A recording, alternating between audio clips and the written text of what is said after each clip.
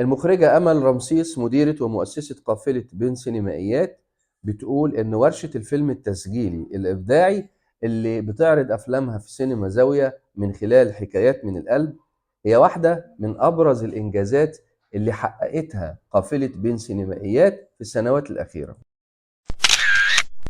وقالت كمان إن هدف القافلة هو دعم الأفلام التسجيلية اللي بتقدم رؤية نقدية للواقع، وكمان الورشة هي البرنامج الوحيد المتخصص في السينما التسجيلية الاحترافية واللي بيمتد لعام كامل وبيتقدم بالمجان. وأضافت أمل رمسيس ساهمت الورشة في خلق جيل جديد من صانعات الأفلام اللي بيدعمنا بعضهن البعض، وإحنا النهاردة جزء من العديد من المهرجانات المحلية والعربية.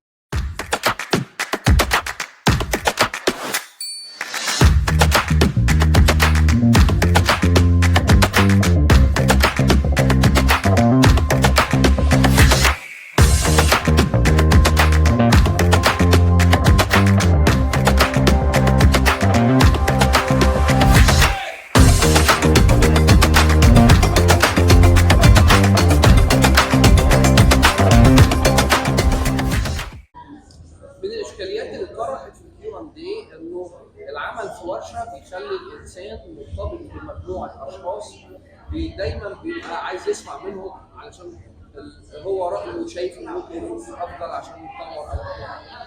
هل انت شايفه ان دي مرحله عندي ممكن تقدري تتجاوزيها وتاخدي قرارك الفني بنفسك، ولا دي ممكن تعمل تاثير سلبي على صانع الفيلم في الورشه؟ انا حسيت انه بالعكس ده شيء مختلف خالص.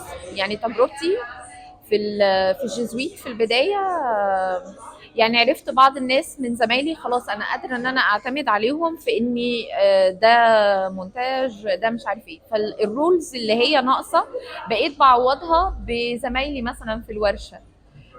في الورشه قابلت ناس وتعرفت على ناس عارفه ان انا هحتاجهم في رول معين، لكن ما حسيتش خالص بالاشكاليه دي باني مش هعرف اكمل لوحدي وان لازم جروب. بالعكس انا بحس ان الورش والمدارس اللي هي المستقله دي بتساعدنا ان احنا نلاقي الجروب بتاعنا، الكيان بتاعنا اللي بيخلينا نقدر نكمل يعني.